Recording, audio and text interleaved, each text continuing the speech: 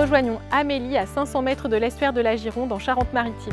Elle a 25 ans, elle s'est installée en 2021, elle élève 65 vaches allaitantes sur 120 hectares de marais et elle a à cœur de préserver et développer la biodiversité de cet écosystème. Amélie, on est devant les cases des veaux que tu produis. Explique-nous ce qui se passe sur ton exploitation. On est producteur de veaux sous la mer, on les emmène à téter matin et soir à leur mère et on a des tentes normandes pour apporter du lait, de la blonde aquitaine et de l'INRA 95 pour apporter de la viande.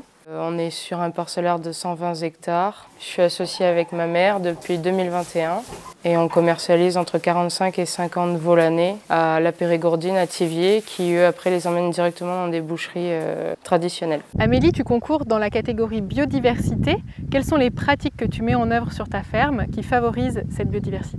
Donc du coup on avait fait l'implantation de haies il y a 10 ans, donc ça c'était quand ma mère était installée. On fait aussi l'entretien des canaux, la mise en place de certaines mares dans certaines parcelles. On entretient les prairies, on les ressème si besoin. Quand on a des prairies qui étaient avant cultivées par du blé, de l'orge, on les ressème de façon à multi-espèces, de façon à avoir une prairie permanente plus tard. Et tu fais tout cela en co-gestion finalement avec le conseil départemental qui possède ces terres, c'est ça? C'est ça, exactement. On se met d'accord sur un petit peu nos idées à nous, un petit peu ce qu'ils ont comme idée, et on vient partager pour qu'on trouve un compromis qui correspond à tout le monde.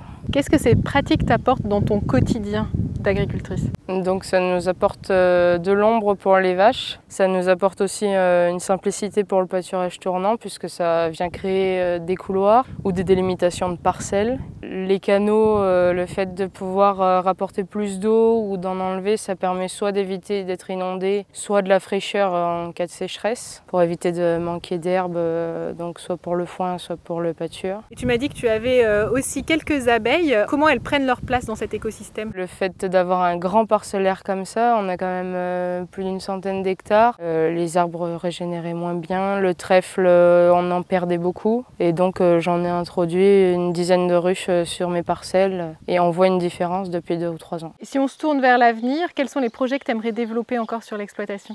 Donc du coup on aimerait diversifier un petit peu ce qu'on fait. On aimerait monter un atelier au vin donc, pour faire de l'agneau de bergerie, partir au début avec 20-25 mères et il nous manquerait plus que les tunnels à monter, donc un pour les accueillir et un pour le stockage de fourrage. Le but serait de les revendre à la coopérative où est-ce qu'on est actuellement, à Thiviers. Mon projet vous a plu pour soutenir la biodiversité, alors votez pour moi tout l'été.